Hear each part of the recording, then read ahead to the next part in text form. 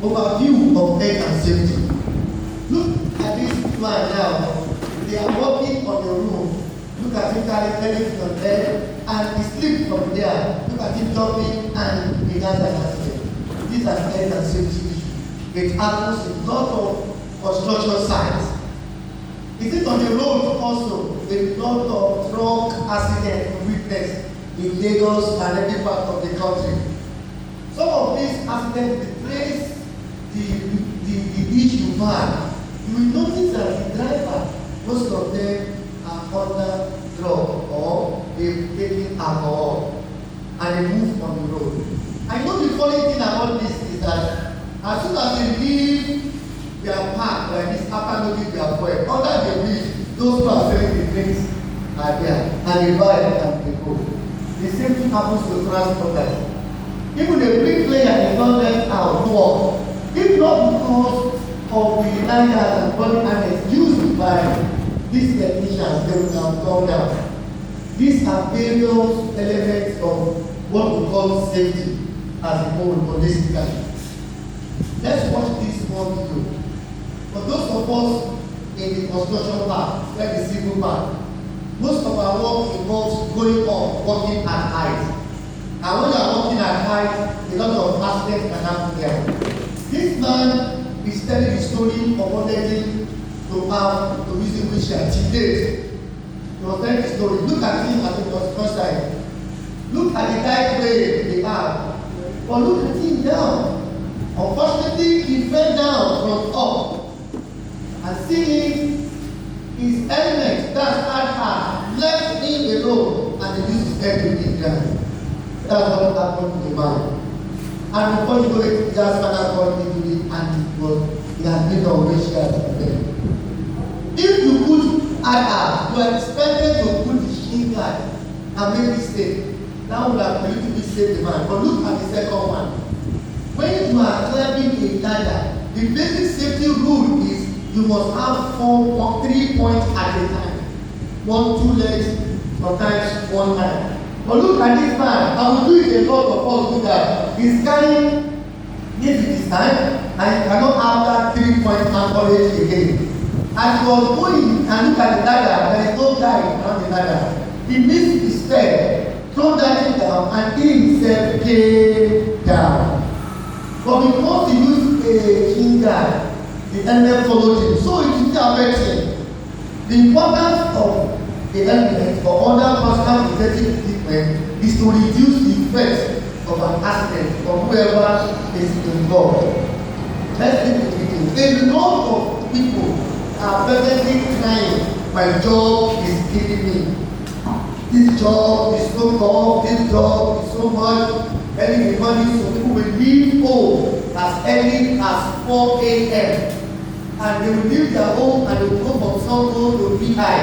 By the time they get to VI, 6 for the door, they will speak with. They start work, they will leave office again around 11:30 p.m. So that they cannot be traffic. They get home again 12 o'clock, they sleep again 3 hours. And that is why you look at the life expectancy ratio of man and woman in the world presently, and Nigeria's case study is down to about less than 50%.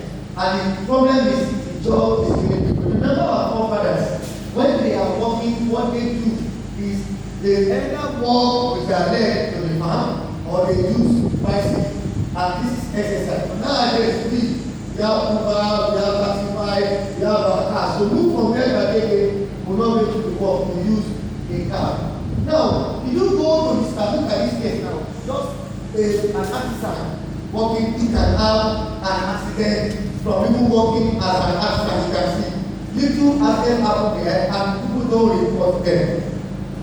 If you go back to the global statistics of accidents in the world by the International Labour Organization, 2.78 million people are dying on annual basis, and 374 injuries and illnesses are people suffer from and is affecting them as of today. If we go to mathematics, if we have 365 days make a day, what that make a year, what that implies is for the whole year If we divide 2.75 by 365, we are going to be arriving at 7,700 fatalities per day. Which these are dying. But I say this statistic, yes, it's international statistics, but it's income, it's wrong. What is the accuracy is wrong. The Nigerian statistics are not there. How many companies in Nigeria submit their injuries and fatalities to ILO? If the Nigerian statistics enter there, this thing will also increase. So people are dying in a lot of businesses, from the bar sector to manufacturing sector to construction sectors. People are dying. We get people for this every day, every time. Having said that, the director of ILO, Mr. Engr, in Singapore last year, when we went for the World Congress for Operational Safety and Health, he announced it. That look, the truth of the matter is, if you look at the economic impact of failing to invest on health and safety, if you put it together, combined GDP of 130 foreign countries, it is more than them, indicating that it is costing the world a lot of money when people die. As we are going to see later, when there is an accident, what are the costs of those accidents? Having done a little justice of what safety simply means, let's now go to what is the meaning of business sustainability. As I said earlier on, sustainability itself as a word simply implies making use of the resources we have now without jeopardizing the interest of the people that are coming next to have their own to use. That's the topic of sustainability. But what is business sustainability? It has to do with money, and it is defined as managing the triple bottom line. Every organization in this world, you must manage the triple bottom line, and they are your financial, your social, and your environmental risk. If you are able to manage these three and look at your obligations and your opportunities, the business will grow. If you notice very well, there are many companies today that they are very big in Nigeria when they started. As of today, I'm standing here, you can't hear their name again. Example, where is the Nigerian Airways? Where is Concord Airline? Where are big companies that everybody always wants to go and work for them those days? Where is Jamiu Airlines? This answer is simple. They are not built on processes with sustainability. Where is iPhone today? iPhone is still working till now, Apple. And the owner of Apple is dead. Steve Jobs is dead. And the company is still working till today, bringing in new products. Where is Engr? Engr died over 100 years ago, and we are still buying Ford motors till today. Some of the best vehicles out. What is the problem? It's what we call sustainability and business processes they put in place. Organizations that don't put it in place tend to have problems. Why? Because they depend on everything on one single individual. And when that person is done, the business is done. When businesses are based on processes and the sustainability is involved in it, even if the ownership of the business is done, business will surely continue. So, the three bottom lines of every business is vested on the people that are working for us. How valuable they are, how good are they, how are they taken care of, how are they motivated, how passionate are they with the job they are doing, followed by profit, we want to make money, and of course, planet, and we degrade the environment. Somebody asked me one day, he said, the environment are so small that a lot of them are in blood. What are they supposed to do? Now, see when the flood happens, then you see what is moving a cascade. That is the problem of the environment. When it comes back, the way it will ask to us more than what you are witnessing. And that is why, for you to say, my company, my business has sustainability in it, you must be able to engage with people, you must be able to work with the planet, environment, and you are going to make profit. If you don't follow environmental standards and rules, organizations, regulatory bodies can come to close your business. If you don't manage your people very well, organizations like safety commissions, police commissions, list of labor and employment, they can come and close your business. They can go to court and close your business, and therefore you will see that the business becomes not sustainable. So for you to say I'm sustainable, as I said, the 3 P's: people, profit, and planning. All of them now have 3-4 stand. That is 3 legs. The first leg is economic leg. Good job, fair wages, security. You have good infrastructure and fair trade. Somebody said fair trade. I said yes.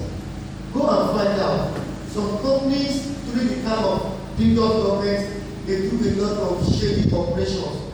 Such a company, when a new government comes in, I don't give you for such shady operations, you start seeing their failure, because they base all their earnings on fraudulent means. So you fair trade, you understand businesses, and when they change government 1 million times, your business continues to grow. There are some businesses today in Nigeria, big businesses, but the moment you change the government, they don't like that person, that business will just die, because we don't understand the economic leg of sustainability. For the environmental leg, that is no pollution and waste. As I said here now, if you look at the waste that we see here, in some countries, this waste you see here, we will be happy to turn this waste into energy. And I know in Nigeria, some companies have started trying to turn waste into energy. And that really help us a lot. No matter how small megawatts can come out from here, if you still help us instead of wasting all this waste that are very, very important. Then social leg, what is the working condition of the people? Your health services. A lot of us have HMO. What of your education services? What of your community and culture? What of your social justice, CSR? This is a program we are doing. Companies can do CSR. Some of us will work, especially those of us that work in the power sector and the construction sector. Sometimes this our higher handle, it tends to touch the high tension, the power line. Before you know it, the person that is working on it will die. And when that person dies, it becomes a problem on the contractor that allows the person. I will give an example of this power pole. There's a particular community in Lagos, they wanted to put poles, new poles. And the lines are there. They didn't want to go to the company in charge to be able to negotiate and put those poles. They want to do it fast. So they went there. As they are trying to put the pole, not to let the pole, the iron man was using the pole on because he thought there is no protection on that line. That obviously, the guy is very sick. See, this is shocking. What's wrong? They told the motor boy, what was it called? Never will step out and come to problem now.